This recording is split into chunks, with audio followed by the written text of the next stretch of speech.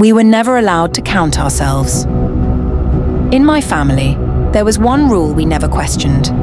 Never count how many of us are in the house. Not out loud, not in your head, not even as a joke. When I was little, I thought it was superstition, like not whistling at night or not pointing at the moon. My parents enforced it gently, with smiles that never reached their eyes. If you count, my mother would say, you might notice. Notice what? I never asked. Every night before bed, my father would walk through the house and say the same sentence. Everyone is where they're supposed to be. Only then were we allowed to sleep. Our house was never quiet. There were footsteps when no one was walking. Chairs scraped softly at the table after dinner, even when we'd all stood up. Sometimes a door would close itself, slow and careful, like it didn't want to be heard. No one reacted. That was the second rule. Don't react. I grew up believing this was normal. Families have secrets. Ours just happened to breathe. The night everything broke was the night my younger sister asked a simple question. Why do we set an extra plate? The room went silent.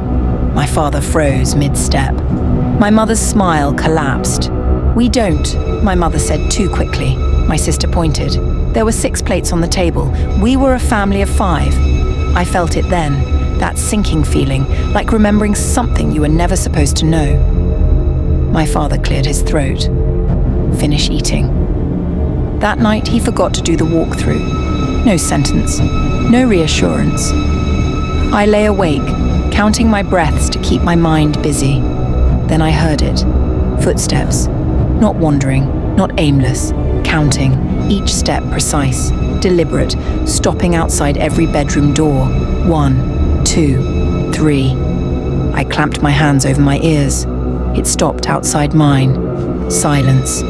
Then a whisper, pressed flat against the wood. Someone is missing. The door handle turned. The next morning there were 5 plates on the table.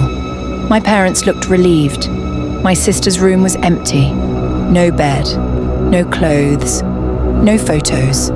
When I asked where she was, my mother smiled again. Don't count, she said softly. And that's when I realized the truth. The rule was never to protect us.